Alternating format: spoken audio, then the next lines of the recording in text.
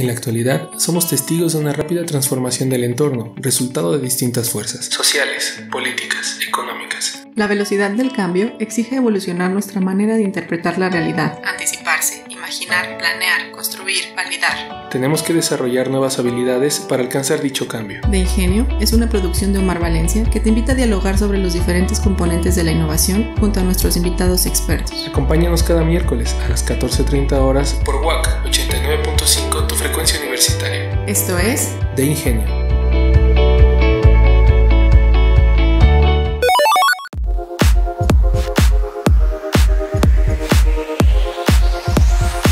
Hola a todos, bienvenidos a De Ingenio. Nos da muchísimo gusto que nos acompañen el día de hoy y como cada semana, recuerden que están escuchándonos a través de WAC 89.5, tu frecuencia universitaria. Como siempre les mencionamos, se pueden comunicar a la cabina al 192-1293 o lo pueden hacer a través de mensajes de texto y WhatsApp al 4423-221077.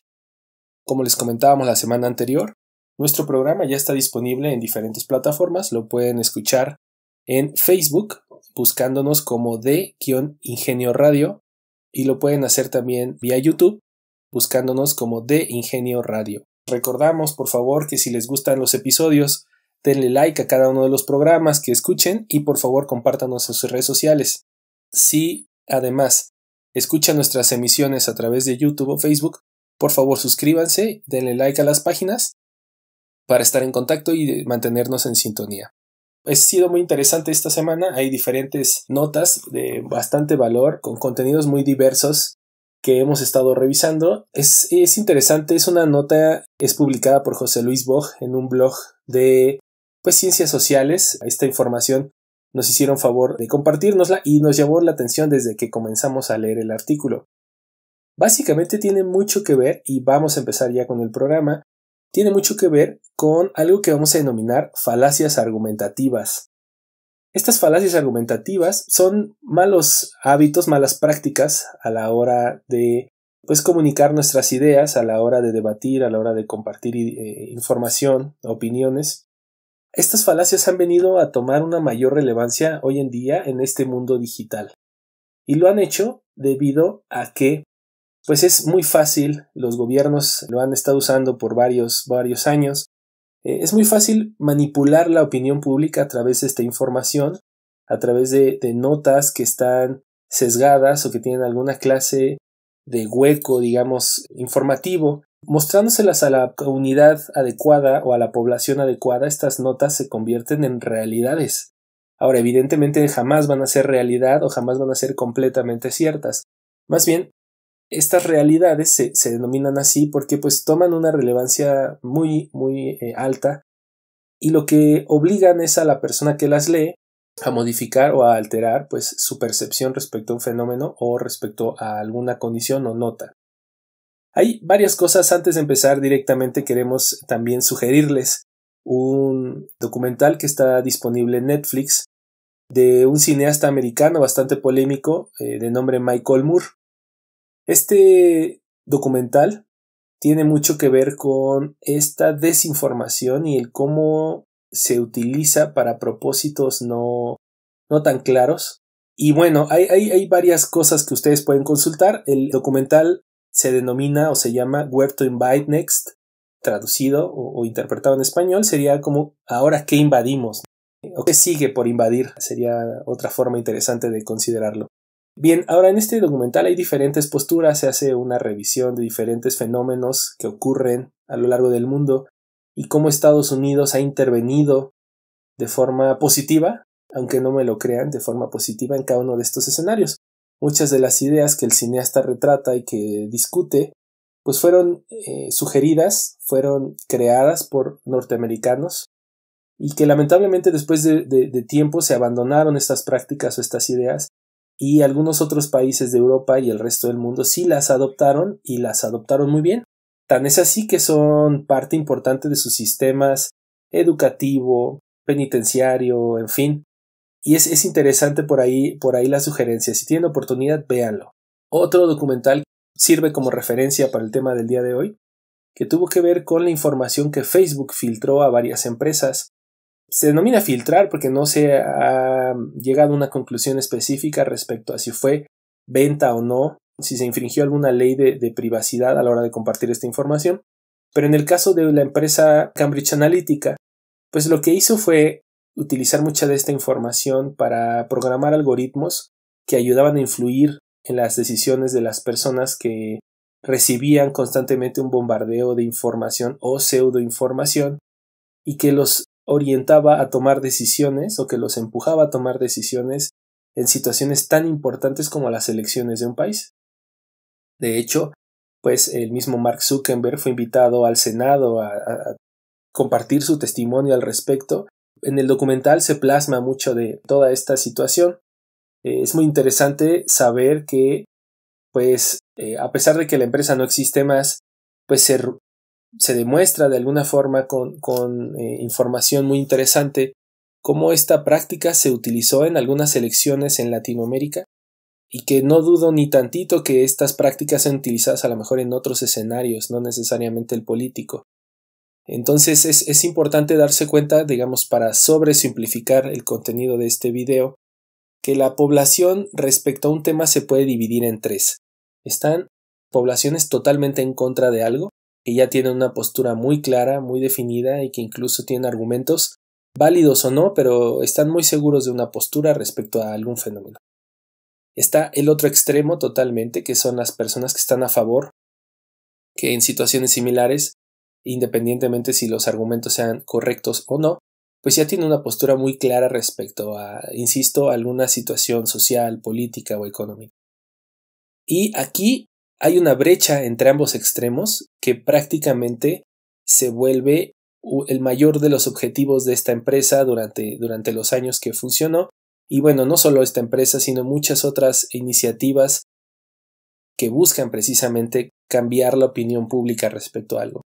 Esa población de la que estamos hablando es la población de los indecisos, que son los que no están ni a favor ni en contra, que en algunas ocasiones se definen como neutrales y que pueden ser fácilmente manipulables a través del constante bombardeo de información. Puede ser muy fácilmente convertida en una postura radical, negativa o positiva. Entonces, lo interesante de estas prácticas es que estas poblaciones son las que prácticamente se utilizan como carne de cañón en muchas de estas campañas de desinformación o de desprestigio o de manipulación mediática, porque son ellos los que permiten que la balanza se incline hacia un lado o hacia el otro. Yo creo que, como podrán darse cuenta, en las elecciones políticas, por ejemplo, independiente del país que sea, pues se puede identificar con mucha claridad por qué es importante este grupo de personas indecisas y por qué es más fácil y más económico o rentable, por decirlo de alguna forma, cambiar la opinión de alguien que está indeciso que cambiar la opinión de alguien que ya está en el extremo, sea positivo o negativo. Evidentemente, el esfuerzo y los medios que se requieren para cambiar de opinión a alguien que está en el extremo total es mucho mayor o son mucho mayores a los que se requieren para empujar tantito a los que están en medio, a los que no se han definido ni sí ni no. Pues bajo estas condiciones, la recomendación de esta semana pues estaría un poco orientado hacia estos dos documentales. Y bueno, pues los invitamos a verlos de manera pues crítica, de manera pues activa, porque son situaciones que fácilmente se pueden replicar en nuestro entorno.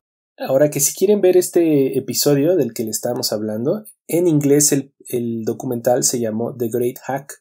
Repito, está enfocado a esta consultora británica, Cambridge Analytica, que a través de redes sociales al menos se llevó a cabo una investigación en la que se determinó que sí hubo influencia en las elecciones de Estados Unidos del 2016 y algunos otros países. Repito, es una cinta, más que película, es un documental. En español se llamó Nada es privado y está disponible en Netflix y algunas otras plataformas. Básicamente, vamos a entrar de lleno con la nota del día de hoy, que tiene mucho que ver con esto que estamos platicando, debido a que, como lo mencionamos, la opinión pública es muy fácilmente manipulable, es muy fácilmente distraíble, ¿no? Se puede distraer fácilmente, se puede orientar a consideraciones que a veces no tienen ningún fundamento, pero aprovechando estas plataformas y estas estructuras mediáticas ya seriamente consolidadas, como son redes sociales, como son los medios públicos y masivos de información, pues es muy fácil manipular y alterar la opinión respecto a un fenómeno. Vamos a empezar a platicar basándonos en el contenido de esta nota, reitero, de José Luis Boj, que básicamente las falacias como tal comienzan a identificarse desde por ahí del siglo V a.C., ya que fue Platón el primero en indicar que estas argumentaciones erróneas de los enemigos, que podrían ser intelectuales, sofistas o maestros de retórica, pues estaban mucho más preocupadas por la persuasión que por la búsqueda de la verdad. Básicamente, el discípulo de Platón, Aristóteles, es el responsable de elaborar el primer catálogo de falacias de la historia en un tratado titulado Refutaciones sofísticas. Y pues, sin embargo, pese al origen remoto de la cuestión, hoy en día con Internet y redes sociales, las falacias se vuelven un tema bastante serio y que se utiliza todos los días. Básicamente, falacia como tal tiene una raíz que viene del latín fallax, engaño, y pues antes de adquirir su denominación latina, Aristóteles llamaba a las falacias paralogismos, que básicamente podría interpretarse como al margen de la razón, aunque también se utiliza el término sofisma. La definición clásica de falacia nos dice que se trata de un argumento que parece válido, sin embargo, no es así. Por lo tanto, la falacia incluye en muchas ocasiones argumentos tramposos, como errores involuntarios en la argumentación. La tipología de las falacias es de lo más variada y puede incluir desde defectos en los procedimientos lógicos de la argumentación, que se denominan falacias lógicas o formales, hasta argumentos que juegan con la ambigüedad de los términos, apelan directamente a las emociones del público o utilizan elementos difusos para utilizarlos como argumento positivo o negativo en una argumentación. ¿Por qué son tan relevantes hoy en día las falacias en la era digital? Aunque sean erróneas o falsas, las falacias pueden resultar psicológicamente persuasivas, pueden ser muy convincentes y esto las convierte en un arma para la publicidad y el proselitismo ideológico o religioso inclusive. Por eso no es extraño encontrar falacias en fenómenos tan característicos como los memes o las fake news. De hecho, la posverdad, entendida como la difusión de mentiras emotivas o creencias infundadas, comparte con las falacias el hecho de apelar a las emociones en lugar de a la razón. Como ustedes lo podrán ver, pues no estamos a salvo de incurrir en falacias, ni siquiera los más reputados especialistas, ni siquiera los más respetados especialistas en un campo pueden evitar caer en ellas. Algunos argumentos falaces son tan comunes que es prácticamente imposible no haberlos empleado alguna vez. Ahora, en este artículo lo interesante es que se listan 6 de las falacias más interesantes, ¿no? más comunes, y pues el día de hoy vamos a enfocarnos en ellas para que nos hagan ustedes, radioescuchas, el favor de mandarnos sus comentarios y sus ideas respecto a esto que les comentamos el día de hoy, porque seguramente va a dar mucho de qué platicar. Algunas de estas falacias argumentativas más comunes son las siguientes. La primera es la generalización apresurada. Tiene mucho que ver con la inducción como raíz del pensamiento, como raíz del razonamiento, que es parte importante de la forma en la que los seres humanos aprendemos y adquirimos experiencia. Según este tipo de inferencia, si los naturalistas y biólogos han observado en innumerables ocasiones que los cuervos son negros, pues este tipo de falacia o falacia de generalización apresurada podría interpretarse como el que ellos digan todos los cuervos son negros. Pero ¿a partir de cuántos casos observados es legítima la inducción de las leyes generales? Lo que está claro es que 1, 2 o un puñado de casos no suelen ser suficientes para realizar una inducción fiable. Sin embargo, es muy frecuente, tras unas cuantas experiencias, vamos a poner un ejemplo, amorosas, que las personas argumenten frases como la siguiente: todas las mujeres son iguales, o todos los hombres son iguales, como según sea el caso.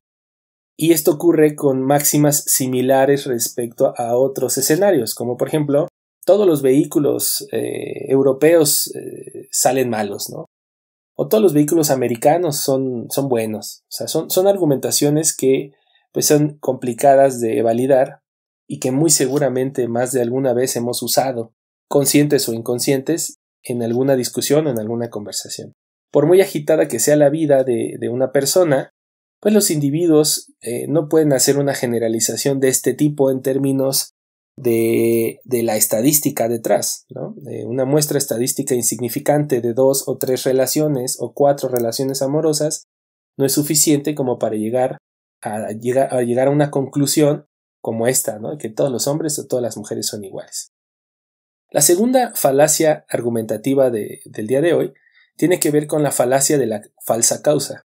Es cuando se infiere que un hecho A es la causa de otro hecho B sin una base suficiente, ya sea porque A antecede a B en el tiempo o cronológicamente hablando, o porque A y B simplemente pueden relacionarse de alguna forma. En este escenario podemos darnos cuenta que la falacia por excelencia que ejemplifica este tipo de cosas son los remedios caseros, son los hechizos de amor, o los tratamientos alternativos o los tratamientos ofrecidos por curanderos. Porque, pues, aunque existen relaciones, o aunque sí existen ciertas relaciones entre el tratamiento alternativo y la enfermedad, pues no hay un seguimiento estadístico suficiente como para determinar que es efectivo. Entonces, bajo estas características, vamos a ejemplificarlo de la siguiente forma. Una persona que le aqueja alguna enfermedad crónica y que va a algún sanador buscando remediar esta situación, pues difícilmente tiene argumentos suficientes como para depositar información de valor en el sanador para que le pueda dar un remedio. Al cabo de unos días, imagínense, después de recibir estas terapias, si es que la persona mejora, puede apresurarse a hacer esta falacia de la falsa causa, puede apresurarse a usarla o a emplearla y decir que gracias al tratamiento del curandero su situación de salud hoy en día es mejor. Bajo estas condiciones es difícil de no darle un sentido realista a este tipo de falacias. Es fácil imaginar que estas personas pues le van a atribuir la causa de su recuperación a los remedios o a los milagros de su supuesto guía espiritual. Y la base de esta inferencia es lo que es cuestionable. La única razón para establecer una posible recuperación entre el dolor y el remedio sería la correlación temporal. Es decir, el que hayas ido a ver a un curandero entre que te dolió y te curaste. Entonces, en esta falacia argumentativa, tú te apresurarías a decir que el curandero fue lo que te curó sin estar seguro si hubo alguna otra consideración que interfiriera en tu recuperación. También tenemos la falacia del falso dilema. Esta falacia del falso dilema es de las más habituales en ciertos argumentos políticos. Un dilema es una situación en la que el sujeto debe de elegir entre la opción A y la opción B, que son mutuamente excluyentes sin que existan soluciones intermedias. La falacia de falso dilema consiste en dar por sentado que se está frente a un dilema cuando en realidad no es así. En la mayor parte de los casos existen opciones intermedias entre una alternativa y su opuesta. Sin embargo, es frecuente escuchar a los políticos entonar aquello o con nosotros o con ellos, o estás conmigo o estás en mi contra. Es decir, plantean una condición en donde solo hay dos sopas, como lo dicen en mi pueblo. Entonces, bajo esas consideraciones, es muy importante recordar que este argumento recurre frecuentemente a la polarización. Y no sé si esto les cause el mismo sentido que a mí, pero hoy en día estamos expuestos todos los días a argumentos de este tipo en la política. No quiero enfocarme en algún político o en alguna ideología política, pero es muy frecuente recurrir a este argumento por parte de los políticos para convencer a la gente que los escucha de que o estás conmigo o estás en mi contra, o eres fifí o eres pobre, ¿no? O estás En fin, hay diferentes escenarios que no quisiéramos discutir en este momento, pero básicamente dejamos claro que estas polarizaciones es una falsa, es un argumento apresurado y es una falacia argumentativa. Porque definitivamente no solo hay ricos y pobres, así sean pocos o muchos, existen diferentes puntos intermedios, no todo es blanco y no todo es negro. Siempre habrá una gama de condiciones intermedias que plantean también situaciones diferentes. No es lo mismo las situaciones presentadas por los extremos que por la parte media de un fenómeno. Entonces, por ahí hay que analizarlo con calma y pues queremos dejar por ahí la idea y la duda para que ustedes la platiquen en casa y nos dejen sus comentarios por ahí en YouTube o en Facebook. El cuarto argumento más famoso, ad hominem, se trata de una de las falacias de pertenencia. Y estas falacias de pertinencia, en las que se apela a la información que no es relevante o adecuada, se utiliza para alcanzar la conclusión de una discusión. En este caso, se recurre al ataque personal, por ejemplo. Cometeríamos este tipo de falacia si dijéramos, por ejemplo, que la teoría del contrato social de Rousseau y toda la argumentación sobre la que se apoya es falsa porque el filósofo francés era un irresponsable que abandonó a sus propios hijos en el hospicio. Sí, no sé si quede claro. Los defectos o los errores personales de Rousseau no forman parte de las premisas que habría que considerar para determinar si sus conclusiones son correctas. Los argumentos ad hominem son frecuentes en los debates parlamentarios o en las campañas políticas, porque si se fijan, independientemente de la calidad de las propuestas de un político, muchas veces se argumentan este tipo de cosas para tratar de desprestigiarlo o para tratar de modificar la interpretación pública respecto a su actuar. O sea, pongamos un ejemplo. No me importa si están haciendo bien o mal el trabajo en materia económica en México, porque el secretario, es un ejemplo, de Economía es divorciado. O porque el secretario de Economía maneja coches europeos. Sería como, bueno, ¿y eso qué tiene que ver? O sea, ¿cuál es la relación entre que prefiera vehículos europeos o americanos y que eso afecte en sus políticas, digamos, económicas o en sus estrategias, digamos, económicas? Entonces, es interesante verlo así porque este argumento también es muy frecuente en términos políticos y en términos en donde la gente trate de nuevo de manipular para tomar ventaja y posicionarse políticamente ante algo. Existe también otro argumento apresurado que le vamos a denominar ad verecundiam. Esta falacia de pertinencia es el argumento de autoridad. En los debates, los filósofos escolásticos medievales zanjaban una discusión con solo apelar a la autoridad de Aristóteles o de las Sagradas Escrituras. Pero el argumento no es algo exclusivo al medievo. En la actualidad es fácil encontrar argumentos de autoridad en cualquier debate, y además es un recurso muy utilizado en publicidad. Para los influencers y las celebridades, es muy fácil imprimir confianza en un producto nada más porque lo usaron ellos. ¿Sí me explico? Estas denominadas menciones que se recurre muchísimo hoy en día en redes sociales, pues es un mecanismo de publicidad bastante efectivo, porque la gente cree que nada más porque una persona salió usando una crema o porque fulanito de tal utiliza tal marca de ropa, pues ya es buena la marca o ya es bueno el producto simplemente porque ellos lo están usando. Y esta falsa figura de autoridad es un motivo suficiente para que las personas apelen a una postura en una discusión, o en este caso, hagan o no una compra respecto al producto. Esta autoridad de la persona influencer o celebridad, como le quieran llamar, pues no es motivo suficiente para determinar si el producto es bueno o no.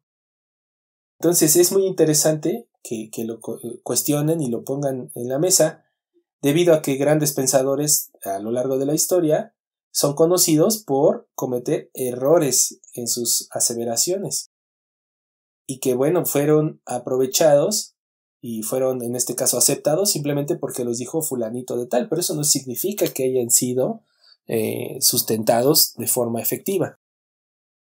Vamos a platicar rápidamente de la última, que es la reductio ad Hitlerum, que es uno de los sofismas de más reciente uso y es una variante del argumento ad hominem, y consiste en vincular al contrincante con Adolf Hitler, de alguna forma. Y en este momento es cuando veo sus rostros y es como, ¿qué? O sea, espérate, ¿en qué momento sale Hitler en la discusión? Bien, el primero en catalogar esta falacia fue Leo Strauss. La reductio ad Hitlerum funciona como en el ejemplo siguiente que vamos a usar. Si a Hitler le gustaban los animales, la causa de los animales es tan aberrante como el propio Hitler.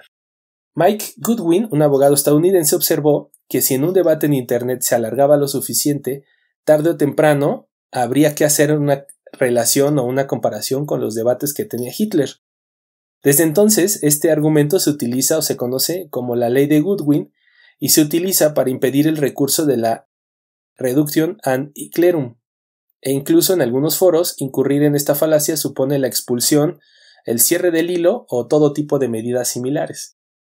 Entonces es interesantísimo todo este fenómeno de las falacias interpretativas y de las falacias utilizadas, todo este fenómeno de las falacias argumentativas y utilizadas en las discusiones.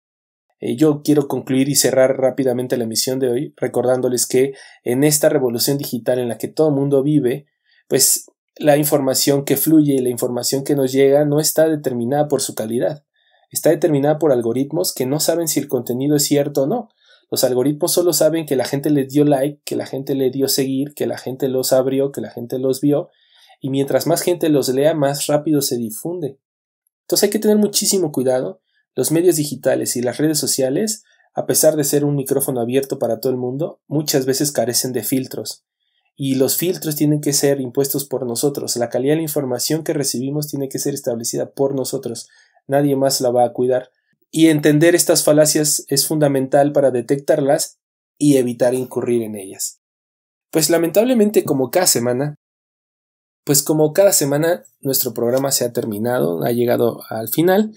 No nos queremos despedir sin recordarles que por favor síganos en Facebook y YouTube como D-Ingenio.